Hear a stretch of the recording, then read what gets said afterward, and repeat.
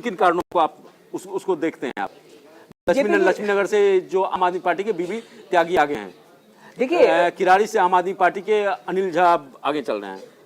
देखिए, अगर हम जीत की वजहों का अगर विश्लेषण करना शुरू करें तो एक बड़ी वजह ये दिखाई जाती है कि आम आदमी पार्टी अभी तक जो फ्रीबीज वाली स्कीमें थी, कहा जाता है कि उसका बहुत उन्हें लाभ मिलता था।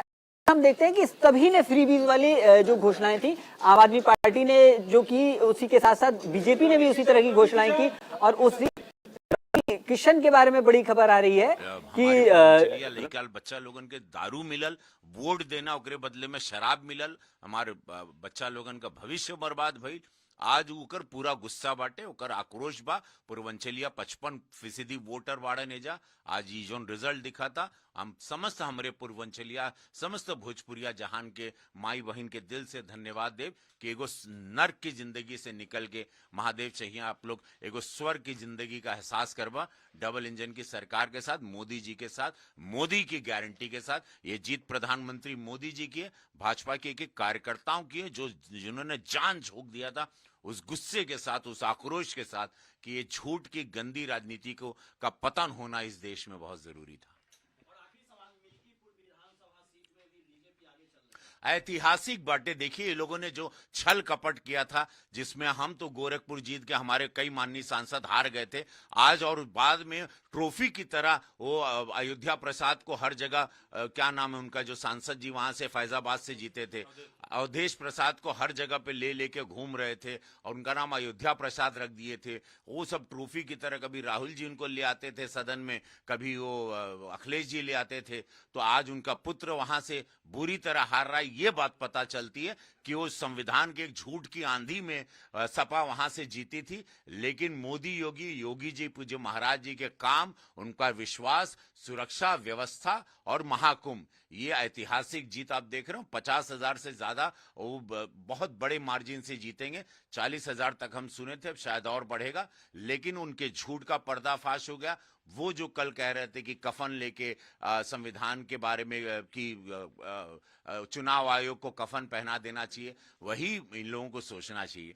यही चुनाव आयोग, ये अद्भुत रहा, इनके लिए अद्भुतम रहा। मार छाती पे चढ़ा के घूम रहे थे जब आप लोकसभा की सीटें जीते थे। 6 महीने में चुनाव आयोग की मृत्यु हो गई। ये सुन के और ये बातें सुन के बड़ा दुखद रहा। लेकिन आज जनता ने करारा जवाब दिया। 27 में बुरी तरह सपा हार रही है। Bharatiya Janata party double engine सरकार, मोदी योगी आ रहे हैं। आज ये संदेशा बहुत बड़े पैमाने पे गया। अयोध्या का आक्रोश था, जो अयोध्या के साथ खिलवाड़ हुआ, जो छल हुआ, जो उसके साथ मजाक उड़ाया गया था कि अयोध्या जीत गया, अयोध्या फैजाबाद, आज उनको जवाब अयोध्या से प्रभु राम दे दिए।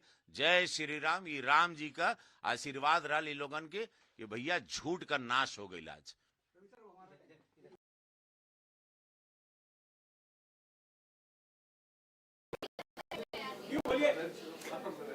देखिए, बीजेपी के लिए के जो कद्दावर नेता हैं रवि किशन, बीजेपी से के सांसद भी हैं और ये पूर्वांचल के एक बड़े नेता है। जिस तरह से उन्होंने जो जीत के कारणों को यहाँ बताया और जिस तरह के उनके बीजेपी और के कार्यकर्ता और नेताओं में उत्साह है, निश्चित रूप से आज का जो दिन है सो बीजेपी के लिए एक जश्न का दिन है। देखिए, बीजेपी जहाँ दिल्ली में सरकार बनाने जा रही है, वहीं मिल्कीपुर, जहाँ अयोध्या की सीट से बीजेपी को फिरोजाबाद से बीजेपी को पिछले चुनाव में डेंट एक लगा था, एक मैसेजिंग हुआ था, जो मतलब उस अयोध्या से आपको उस अयोध्या ने आपको नकार दिया है जहां पे राम, भगवान राम का आपने ये किया। और जिस अयोध्या की सीट से बीजेपी एक चुनावी कैंपेन का आपको बोले जो शंखनाद हिंदुत्व वाला जो कार्ड था उन्होंने खेला था, लेकिन वहां उनको पराजय का सामना देखना पड़ता। और मुझे लगता है जो उसके बाद जो विपक्ष जिस तरह से बीजेपी के ऊपर आक्रामक थी, उसके बाद मिल्कीपुर सीट जो था वो एक बहुत हॉट सीट मिल गया था, बन गया था। और उस मिल्कीपुर सीट में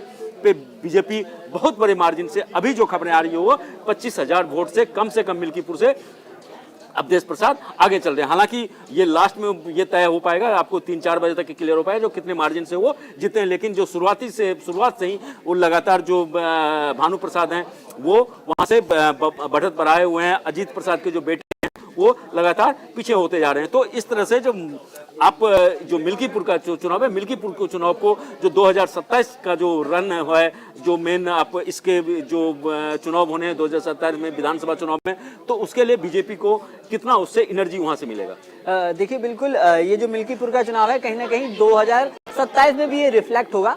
हालांकि इसके बारे में हम समीक्षा बाद में करेंगे। हमारी चर्चा इस बात पे चल रही थी कि दिल्ली में बीजेपी की जीत के कारण क्या रहे, तो जहां पे हमने अभी तक बातचीत मिल्कीपुर से लगातार अपडेट आ रहा है, तो हम आपको अपने दर्शकों को ये बताना चाहते हैं, तो थोड़ा सा मिल्कीपुर चर्चा करते हैं, फिर हम उस पर बिल्कुल मिल्कीपुर की अगर हम बात करें तो मिल्कीपुर जो है अभी जो यूपी की जो कॉन्स्टिट्यूएंसी है उस पर कोई असर नहीं डाल रहा है, लेकिन ये मॉरल बूस्ट वाला चुनाव था। ये जो चुनाव था कहीं ना कहीं अपने आप को आगे दिखाने का, या कह सकते हैं एक नैतिक जीत दिखाने का प्रयास था। कह सकते हैं कि बहुत देसी भाषा में कहे सम्मान की लड़ाई, ये जो थी लड़ाई जो नाक की लड़ाई थी, है ना, बिल्कुल यूपी की भाषा में बात करें, यूपी का चुनाव है तो नाक की लड़ाई थी, सम्मान की लड़ाई थी, जिसमें बीजेपी आगे होती हुई दिखाई दे रही है। और लगभग अब तस्वीर ये दिखाई दे रही है कि बीजेपी वहां से जीतने जा रही है। और ये नाक की लड़ाई इसलिए बन गई थी क्योंकि लोकसभा चुनाव में फैजाबाद लोकसभा सीट जो थी, जो इसमें अयोध्या भी आता है, उस पे शानदार जीत मिली थी, जिसके बाद इस तरह से कि अयोध्या में राम मंदिर बनने के बावजूद भी बीजेपी को जनता ने नकार दिया है। और इसका राम ने भगवान यहाँ तक कहा गया, जो भगवान राम ने उनको नकार दिया और जीते तो उनको अयोध्या के राजा तक की पदवी अखिलेश यादव ने अखिलेश यादव ने अपने बिल्कुल बगल में बिठाया और उस तरह से प्रेजेंट किया। देखा मतलब लोकसभा चुनाव में बेशक से ये लोग जीत नहीं सके, सपा और जो पूरा गठबंधन था इनकी जीत नहीं हो सकी, लेकिन उन्होंने एक सीट की जीत को इस तरह से रिप्रेजेंट किया कि ये हमारी बहुत बड़ी जीत है। और उसी की वजह से ये जो मिल्कीपुर विधानसभा सीट जो कि अयोध्या में ही आती है, वो नाक की लड़ाई बन गई थी। और इस पे बहुत मतलब मुझे लगता है कि पूरे देश की नजरें थी। ऐसा शायद ही कभी कभी होता होगा कि किसी एक विधानसभा के उपचुनाव पर पूरे देश की नजरें हो, इतना महत्वपूर्ण हो जाए, ऐसा ही ये चुनाव बन गया था। और इसमें बीजेपी आगे निकलती हुई दिखाई दे रही है। और मुझे लगता है कि ये जो जो बीजेपी की होती हुई दिखाई दे रही है, इसका जो रिफ्लेक्शन है, इसका जो असर है, ये बहुत लंबे समय तक रहेगा। मतलब 2027 में जो विधानसभा चुनाव होंगे उत्तर प्रदेश के, उसमें कहीं ना कहीं ये रिफ्लेक्ट करेगा और उसमें भी एक मॉरल बूस्ट देने का काम करेगा। अभी देखिए हम फिर वापस दिल्ली की ओर चलते हैं। दिल्ली में बीजेपी का लगातार जो है सो फासला बढ़ता जा रहा है, सीटों की संख्या बढ़ता जा रहा है। अभी इलेक्शन कमीशन के ताजा अपडेट को अगर हम देखें तो 43 सीट पे जो है सो बीजेपी आगे हो चुकी है। उसके बाद से 44, मैं थोड़ा अपडेट करूंगा, 44 सीट पे बीजेपी आगे हो चुकी है और 26 पे आम आदमी पार्टी है। उसके बाद से जो खबरें आ रही है, जो उत्तम नगर का सीट जो है सो परवेश वर्मा आगे चल रहे हैं जी। अगर देखिए ये जो दिल्ली के जो रिफ्लेक्शन है, जो जैसे लगातार सीट आगे बढ़ती जा रही है, मुझे लगता है कि अब ढोल नगाड़े बजने की भी तस्वीरें और वीडियो सामने आ रहे हैं। बीजेपी के जो जितने भी ऑफिसेज हैं दिल्ली में, तो वहां पे जश्न शुरू हो चुका है। दिल्ली मुख्यालय पे अब कुछ देर में हम दर्शकों को विजुअल दिखाएंगे, जो जलेबी बनने का भी वहां से विजुअल्स आएंगे। देखिए कोंडली से प्रियंका गौतम आगे हो गई। प्रियंका गौतम एक बड़ी चेहरा है वो जी बिल्कुल। और मुझे लगता है कि मिल्कीपुर से भी इसी तरह की तस्वीरें अब सामने आने लगी हैं। मतलब दोनों ही जगह बीजेपी के झंडे लहराते हुए दिखाई दे रहे हैं, बीजेपी के जो कार्यकर्ता हैं मिठाई बांटते हुए दिखाई दे रहे हैं। तो ये जो तस्वीरें सामने आ रही हैं थी, अब रिजल्ट चुनाव आयोग ने बेशक घोषित नहीं किया है अभी तक, लेकिन बीजेपी ये कन्विंस हो चुकी है कि भाई अब हम हमारी जीत सुनिश्चित नहीं जा रहे। बस अब लास्ट में ये आंकड़ा सामने आने वाला है कि हार और जीत का अंतर कितने वोटों का रहा, कितनी दिल्ली में कितनी सीटों का रहा। आम आदमी पार्टी 26 सीटों पे इस समय आगे चल रही है, बीजेपी 44 सीटों पे आगे चल रही है, कांग्रेस अभी भी शून्य पे है। मुझे लगता है कि कांग्रेस अभी भी बेशक से एक बहुत रणनीति उन्होंने बनाई और कहीं ना कहीं ये भी कोशिश की गई है, कहा जा रहा है कि उनका वोट जो परसेंटेज है वो पिछले चुनाव से बड़ा है। देखिए अभी बीजेपी के दफ्तर से ये सीधे तस्वीरें आप देख रहे हैं, जो वहाँ पे किस तरह से जो कार्यकर्ता हैं वो जश्न के मूड में आ चुके हैं। और बीजेपी एक बड़ी मतलब पीएम मोदी के भी होर्डिंग्स लहराए जा रहे हैं, पटाखे वो फोड़े आपको जा रहे हैं। अब हम एक बात ये करते हैं थोड़ा सीटों पे किन किन सीटों पे बीजेपी आगे चल रही है, तो मैं आपको ये बताऊं, जो आर के पुरम सीट से अनिल कुमार शर्मा है वो तकरीबन 7,000 वोट से आगे चल रहे हैं। छतरपुर सीट से करतार सिंह तनवर हैं, वो आपको 8400 वोटों से आगे चल रहे हैं। ग्रेटर शिखा रॉय हैं, वो आगे चल रही हैं 2700 वोटों से।